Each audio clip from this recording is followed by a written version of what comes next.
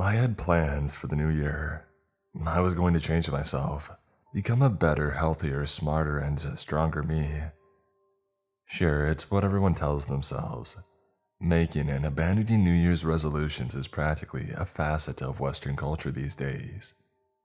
But I was serious, confident that I would be able to stick to it, to push past the late January burnout, to outlast the 30-day trial gym membership, to finish whatever book I happened to start. That was until I was shown how utterly awful, disastrous, and quite possibly cataclysmic 2022 would be.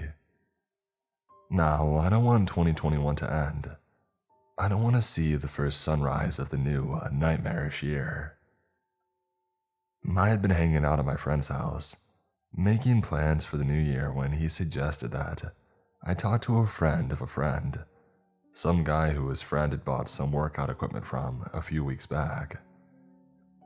At the beginning of December, I had told my friend about my physical fitness goals for the new year, and he said that it would be a good idea to have some equipment at home for days when I couldn't go to the gym, but still wanted to work out a little. I thanked him for the recommendation since I hadn't even thought of that, but knew that home equipment at retail stores was quite expensive. He put me into contact with the guy and I picked out some rubber-coated hex dumbbells, some resistant ropes, and some kettlebells. Cost me around $200, which I was perfectly fine with. I'd compared the prices online with stores around me, and the savings were undeniable.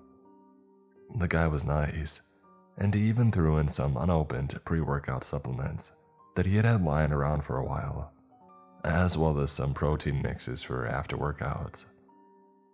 He advised me to ease into the former, and suggested that I start with half scoops until I grew accustomed to the high caffeine content, the beta-alanine in the cocktails of Pumpin' Performance blends. I told him that I would, and I left with my fitness bundle, excited to start refining myself. But here's the thing, I drink a lot of coffee. I usually have around 2 to 3 cups in the morning, and enjoy around the same amount at night. The pre-workout supplements that he gave me, 2 different formulas, contained 150 milligrams of caffeine and 370 milligrams. The average cup of coffee was around 75 to 90 milligrams, so I figured I would be fine taking a full scoop, if not even more. I didn't want to ease into 2022. I wanted to explode into it, and unsurprisingly, explosion was included in the labeling on one of the mixes. This is where the trouble began. My first day at the gym, Christmas Eve, went well. I felt extremely energized by the pre-workout, invigorated and stimulated in a way I had never felt before. Neither my nerves nor my heart felt overtaxed by the caffeine and the other stimulants, and I managed to exceed my initial expectations by quite a bit.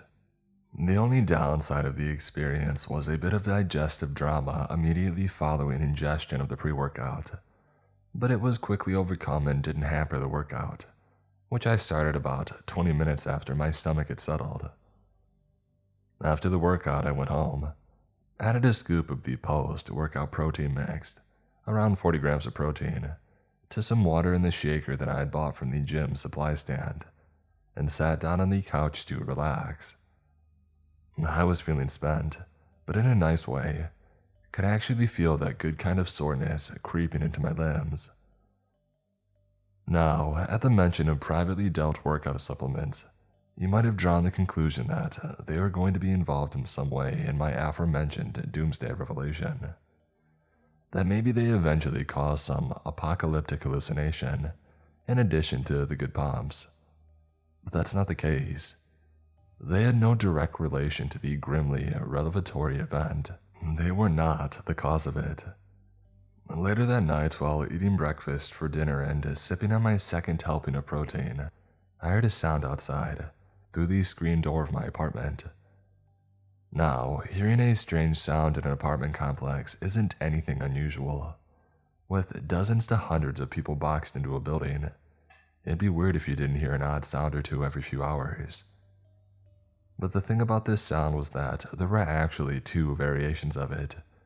Two slightly out of sync modulations that had played with near simultaneity. Like if one of your Bluetooth earphones momentarily lapsed after telling you for the 5th time that the battery was low.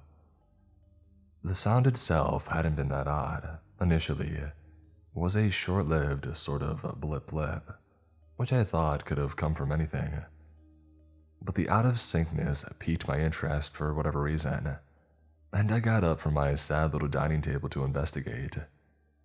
Standing at my screen door, which had no curtain or blinds, I looked out into the night, for some reason expecting to see some visual indication of the sound source. Immediately beneath the simple concrete balcony is my building's parking lot, and the only sign of life or activity in the moment was right there, an old woman removing some items from her trunk. But her car, as far as I could tell, was off, and there wasn't anything visible on the person that could have made any kind of distinctly electronic and extremely audible sound. Seeing me staring at her, she meekly waved, and I responded with what was probably an overly enthusiastic wave back. I didn't want to seem creepy, despite the circumstances. Upon gathering her things, she quickly shuffled away, and just when she had gone out of sight, I heard the sound again, and this time it sounded as if it had come from immediately above me, not a floor above within the building, but right above my head, out in the open air. For some reason I couldn't then define, it felt absolutely, gravely imperative that I not look up, that I not visibly acknowledge the thing, lest some awful but indefinable doom should befall me. This feeling froze me in place, and I kept my eyes trained on the now lifeless parking lot, as if I were really fascinated by the old woman's inappropriately large SUV. My self-applied spell of immobility was involuntarily broken when I heard the sound again, this time from inside of my apartment. I spun around, my heart already racing, and scanned the lazily furnished interior, but saw only my half-eaten breakfast dinner and the other unimportant objects and furniture of my singly occupied home. There was no one in sight, and yet that eerily foreboding feeling arose again, that impulse to keep my cool, to not make it obvious that I was aware something wasn't right. After taking a few deep breaths, I stepped back into my apartment, shutting the sliding door behind me. As normally and calmly as I could manage, I returned to my seat at the table, picked up my fork and resumed eating my omelet, which unfortunately had been cooled by the night's chill air. Still, I chewed as if nothing was wrong with it, all the while feeling like there was someone watching me, just behind my shoulder, just out of sight. I heard the sound again, this time inside of my head. Right after that, some unconscious but paradoxically hyper-aware part of me practically screamed, "Don't think about it. Whatever you do, don't think about the noise.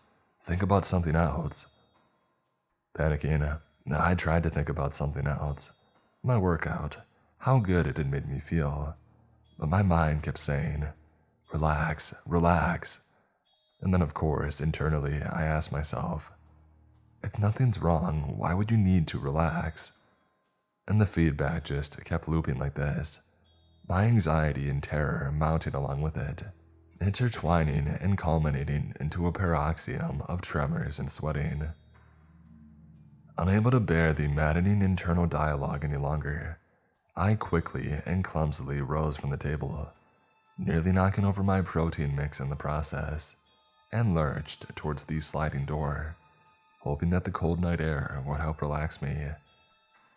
I dreaded to hear the sound again, hoped that I would be allowed a brief respite from its physically harmless but psychologically torturous effects. Now outside, clutching the rim of the concrete balcony, I tried to get myself under control, but couldn't help but feel as if I were in the throes of some awful yet unknowable ordeal. The night was starless, which I for some reason thought was odd, even though my area always had a significant amount of light pollution. And there were no sounds brought to me from the street beyond, despite the complex's proximity to it. I feared that I was going insane or had already gone insane, and naturally, my thoughts as to the cause first went to the pre-workout mix. I wanted to go back inside and check the label, Google anything that sounded exceptionally dubious. But before I could make it back inside, I heard the sound yet again.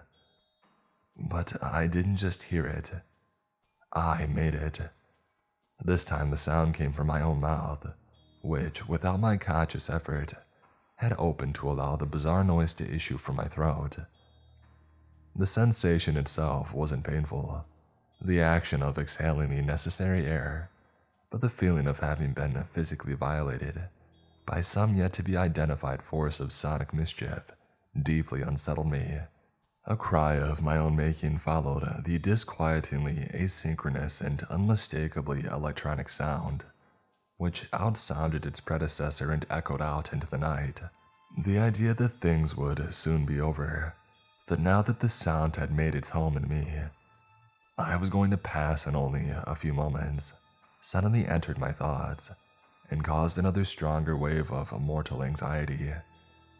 I began sucking in air, hyperventilating like crazy, and tried to think of some way to relieve myself of the unwanted and cryptically pervasive voice before it was paradoxically produced again.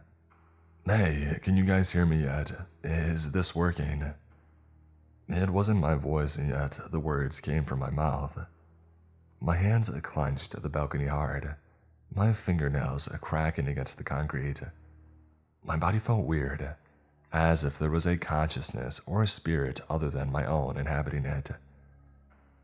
I shut my mouth and clenched my jaw, hoping to prevent any further words from coming out. Next, instead of saying something, I heard something, a response to the question that I had asked only moments before. Yeah, we can finally hear you. What'd you do to fix it? From my mouth against my struggles.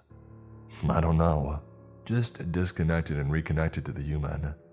I think there was some kind of latency issue. Everything seems fine now. You guys around? The guys elsewhere. Yeah, same complex. No issues with our humans. How's yours looking? Me again. Oh, he's fine. Vitals were a bit wonky, but he seems to be some kind of fitness nut. There's a container of some energy mix nearby, and he seems pretty hyped up. Or maybe he's scared of the dark. He's outside on his balcony, gripping the edge like crazy. The comment about a potential fear of the dark hurt, because as a kid I had been afraid of it, before getting over the fear by sleeping outside in a tent with my stuffed animals at 10. And despite how unnerved I was, I indignantly let go of the balcony's edge to show the unseen possessor of my body that I wasn't afraid of the dark, even though I was definitely afraid of him. Just then, my mouth opened again, and more involuntarily spoken words left it. Hey, wait a minute, he just let go of the edge. Yeah, so? Well, I think it was because I had mentioned that he had been gripping it. That's impossible, he can't hear you. He doesn't have any idea what's going on. Yeah, okay. Wait, you are using a secure cross-cosmic connection, right? Well, yeah. At least I was, but then I had to disconnect and just hit the fast reconnect option, thinking these settings would be the same, would carry over. No, you idiot, you have to manually reset them. Otherwise, the host possession process can be detected by the host itself. Humans are annoyingly perceptive of remote body jacking, especially when it's done from beyond their galaxy. Well, I'm sorry, can't I just disconnect and do it all over again? What? No. If he's aware of what's going on, then leaving and joining again won't change that. Crap, alright. Well, can't I just get rid of him and find another? Make him jump off the balcony. Are you stupid? Do you have the necessary admin privileges to do that to a human? We're technically not even supposed to hijack them while they're awake. And anyway, the humans have built-in survival instincts, while most of them do. Oh crap, what am I supposed to do then? Guys, bad news. Apparently some bootlicking random has been monitoring the chat on the server. He just reported unrepeatable name to the admins. And do you guys know what this means? It means that due to our genius friend here leaking our existence, they're going to have to terminate the whole server. They're going to destroy planet Earth. R.I.P. Earth bros, LMAO. How are they going to do it? Are they really going to invade the planet just because genius here screwed up with one worthless human?